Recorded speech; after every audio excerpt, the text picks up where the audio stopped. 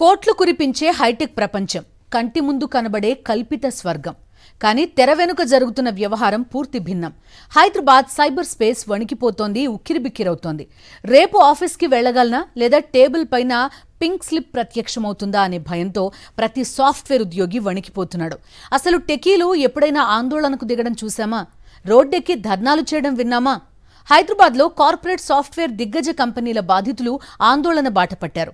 అసలు టెక్ ప్రపంచంలో ఏం జరుగుతోంది, ఎందుకోసం వారు రోడ్డెక్కారు?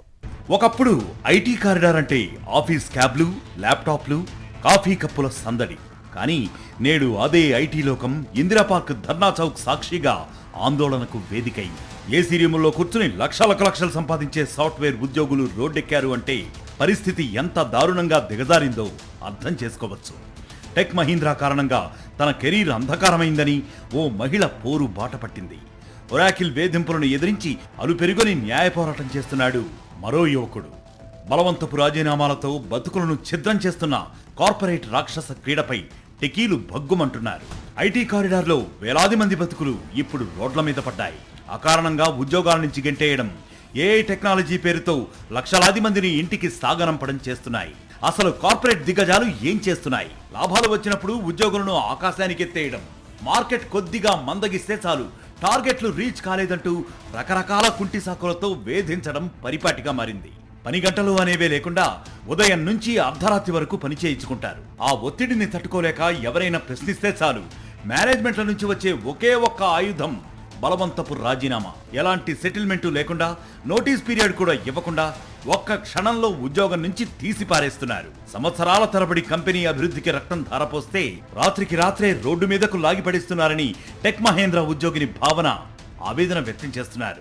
వర్క్ లైఫ్ బ్యాలెన్స్ అనేది ప్రతి ఒక్క కంపెనీలో ఉండాలి. విమెన్ లాగా ట్రీట్ చేయాలి. నాట్ ఓన్లీ విమెన్ అండి, ప్రతి ఒక్క మనిషిని హ్యూమానిటేరియన్ గ్రౌండ్స్లో చూడడం, కొంచెం హ్యూమన్ టచ్ ఇచ్చి చూడడం అంత కష్టమైన పని ఏం కాదేమో. దానికి పెద్ద ఖర్చు కూడా అవ్వదని నా ఫీలింగ్. ఖర్చు లేని పని కూడా మీరు చేయట్లేదు. మీకు ఇష్టం వచ్చినట్టు కంపెనీ నుంచి వెళ్ళిపోండి అని మెయిల్ పెడతారా? మీకు నచ్చినప్పుడు మీరు కంపెనీలోకి రండి అని ఈమెయిల్ పెడతారా? సరే, ఒకవేళ మళ్ళీ నేను టెక్ మహీంద్రాకి వెళ్ళినా 3 నెలల్లో 4 నెలల్లో మీరు కొత్త రీజన్స్ చెప్పి నన్ను టర్మినేట్ చేయరని నమ్మకం నాకేంటి? మీ వల్ల నా కెరియర్ పాడైపోయింది. ఎక్కడో ఏసీలో కూర్చోవాల్సిన నేను రోడ్ మీద నించాల్సి వచ్చిందండి.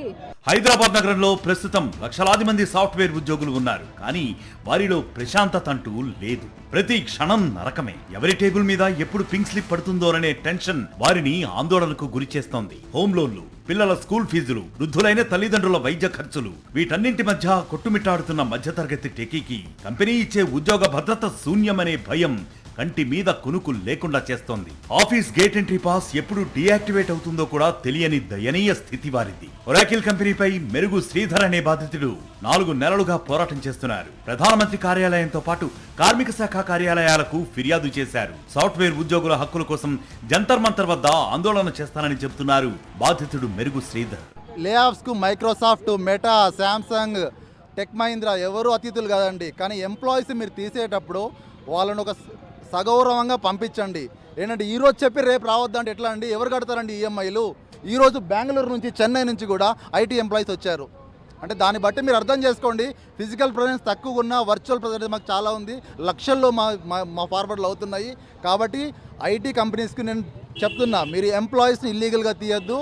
ఎంప్లాయీస్ను గౌరవించండి, ఎంప్లాయీస్ను రెస్పెక్ట్ఫుల్గా చూడండి.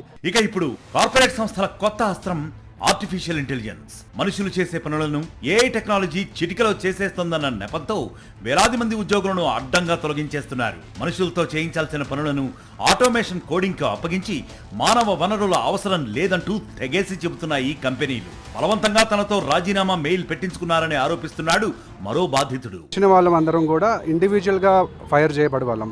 లైక్ ఫర్ ఎగ్జాంపుల్, నేను యాక్చువల్గా tech Mahindra ex employee. So నేను ఇప్పుడు లా అండ్ జర్నలిజం చేస్తున్నాను. నాకేం జరిగిందంటే, నా టెక్ మహీంద్రా వాళ్ళు నన్ను రిజైన్ చేయమని చెప్పారు. నేను రిజైన్ చేయనని చెప్పాను.